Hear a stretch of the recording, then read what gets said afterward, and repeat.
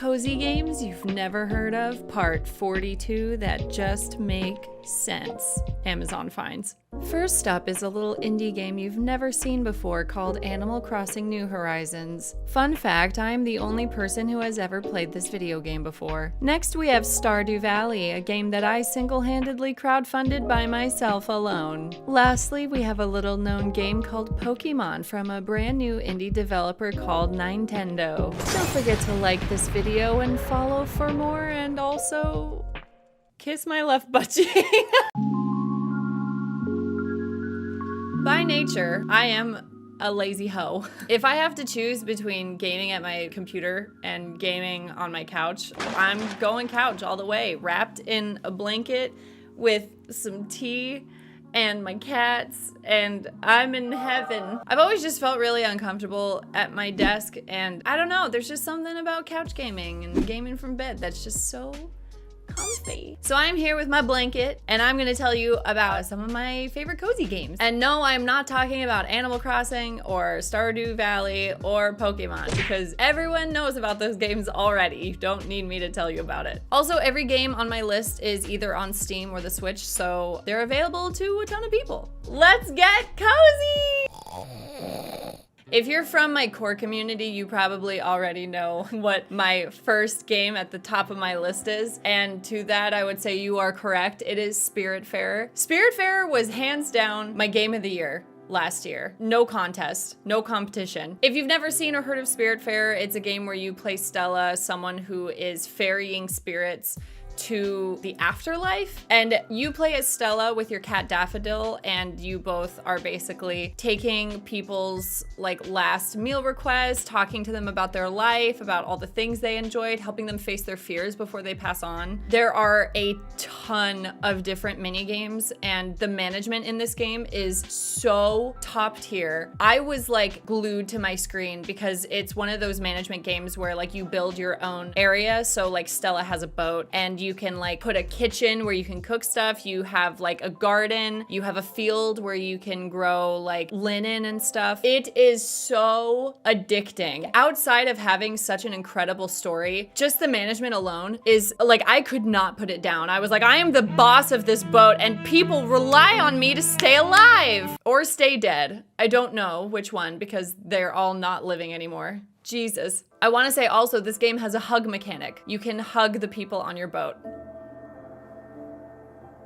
That should be enough reason alone to buy the game. You can hug everyone. Also, you can play couch co-op where someone plays as Stella and someone plays as Daffodil, and you guys can like run around and explore the place together, which I think is really sweet. I kind of preferred to play it on my own because it does that thing with couch co-op where if both of you are running in opposite directions, the map just gets really big and it gets really confusing, and I just preferred to play it on my own. I will say that the only thing about this game that is not the comfiest is that obviously it handles a very difficult topic, which is death.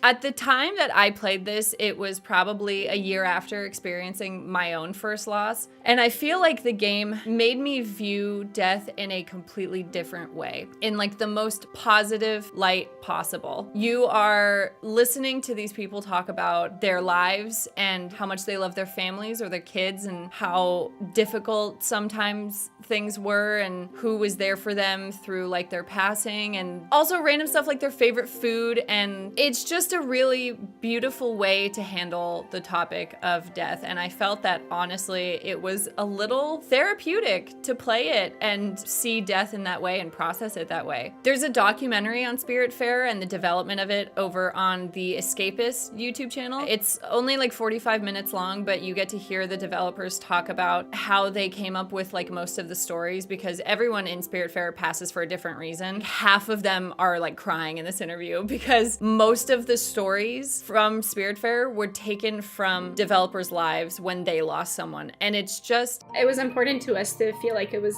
authentic and that it came from a real place. You can tell that so much heart was poured into this. and it's something I feel like I don't see in video games a lot anymore. Play Spiritfarer. It's also on Game Pass, so if you have Game Pass, you can download it. Moving on to the lesser cozy games. Just kidding, they're all wonderful. I love them all. Coffee Talk is another one of my favorite games, and I've really been enjoying it on the Switch. I haven't finished it yet, but I feel like I'm kind of going through it a little bit slowly. You are a coffee shop owner in Seattle, and you basically take people's orders and chat with them throughout the day or evening. It's actually pretty much always evening and raining. It's very relaxing. I would say Coffee Talk is basically like reading a book in video game form. It's really nice. It's a lot of like heart-to-heart conversations with people. It's also fantasy inspired, so there's a lot of different like races. There's like an aquatic one. There's like a super buff one that kind of looks like Wolverine. It's just a very relaxing game. Like, it's a game I'd play if I was feeling really anxious and just needed to like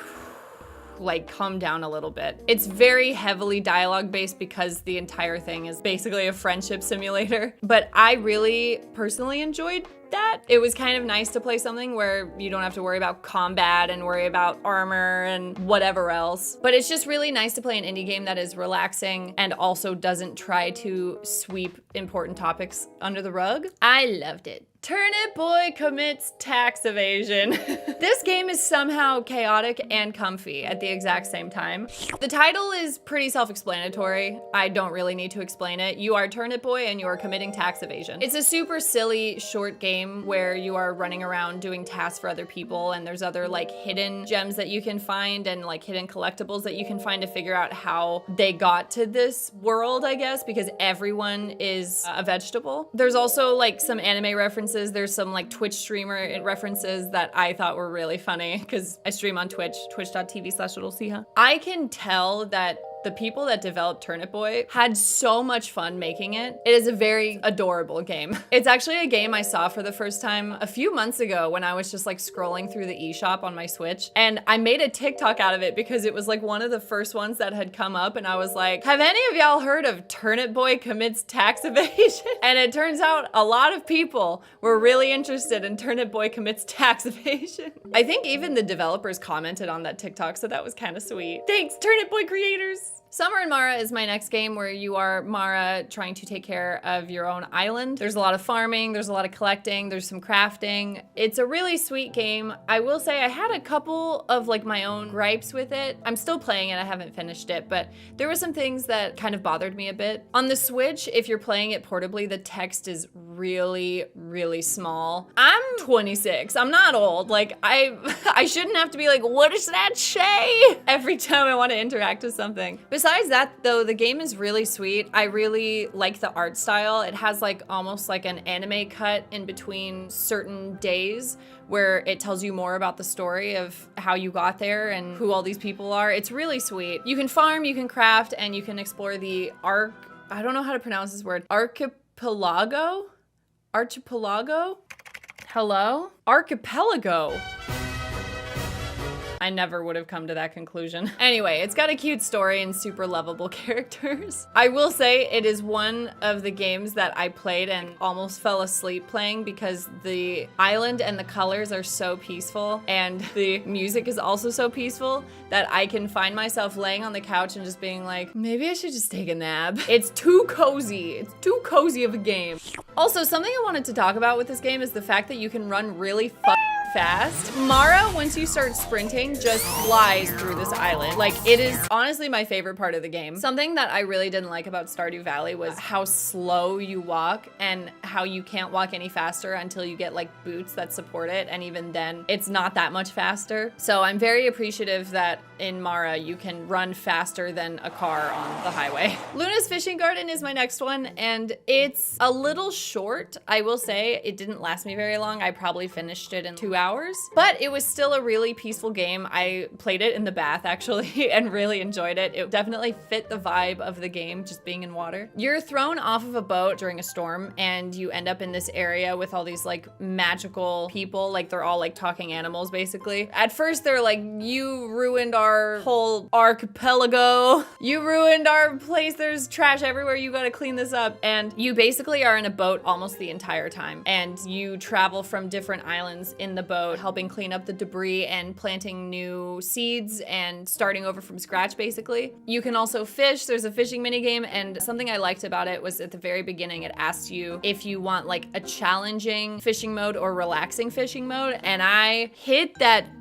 relaxing fishing mode so fast. After my years of playing Stardew Valley, I'm like, I am retired from challenging fishing, okay? Just make it easy. Also, the characters you meet are so sweet and lovable and funny, and they all have different personalities. Ooh, something that I really liked about it in terms of management is you can automate the ability to gain more resources. So like once you save up enough leaves, you can spend them on these little capybaras that are in their own boat, and they'll go and collect all your resources for you, which allows you more time to like focus on actually just completing the quest that all these people are giving you, which is really nice. I really enjoyed it. It's a nice, sweet, short game. I liked it a lot. My last game is Littlewood, and I feel a little about this one. I'm not sure how I feel. It's one of those games where I'm like, I don't know if I liked it or didn't for different reasons. I put so many hours into Littlewood. I was obsessed with this game. It has a little bit of a similar vibe to Luna's Fishing Garden. You are the hero of your realm, and you've defeated like the Dark Wizard or whatever his name is, but you don't remember any of it. You have no idea where you are. You don't remember any fight. You don't remember any war or whatever. You just wake up in this town with two of your best friends, Willow and Dalton, and they basically tell you like, you don't remember? You were the hero. You saved all our lives, and now it's time to rebuild. We can live here peacefully, and we just gotta clean up and start creating our own market and our own economy, and we can do it, and da da da. And so you're rebuilding this town, and you can build shops, like you can build a cafe. You can also build like a woodworking station and stuff. More neighbors can come to your town to want to live there. And it was one of those games where I was like, I have to 100% this. I have to collect all the books. I have to collect all of the neighbors. I have to see all of the friendship cutscenes, because you can like actually build relationships with the neighbors. You can like convince some of them to get together, and you can choose someone to romance if you want. I romanced Willow because I was like,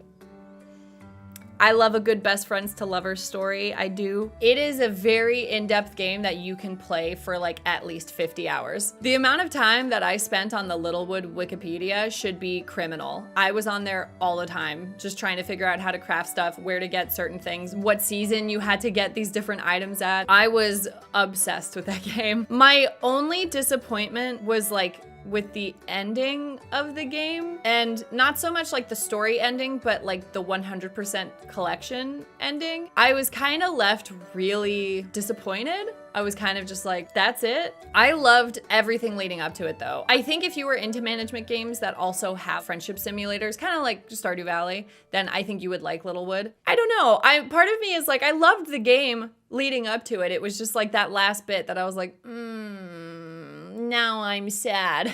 Thank you so much for watching this video. I hope you got snuggly with tea or coffee and a blanket and just got comfy. I love easy, cozy management games. They're my ultimate favorite. And I stand by that Spiritfarer is one of the best games ever made. Just saying, don't talk to me. I actually went on Fan House recently and was like, do you guys want me to make more like videos like this where I talk about like some of my favorite games and least favorite games? And they were like, yeah! So here I am. If there's any other topics you want me to cover, let me know in the comments. I kind of want to make a video about my least favorite games because I would love to just shit it on them. If you enjoyed the video, don't forget to subscribe and like the video if you want to support it, or don't. That's okay too. If you're too sleepy from being comfy to do any of those things, I completely understand. Also, thank you to my Fan House supporters that allow me to make these videos. I appreciate it so much. Thank you. Join me next week when I make an entire video where I'm just asleep on the ground. All right, thanks guys. Have a good one. Bye.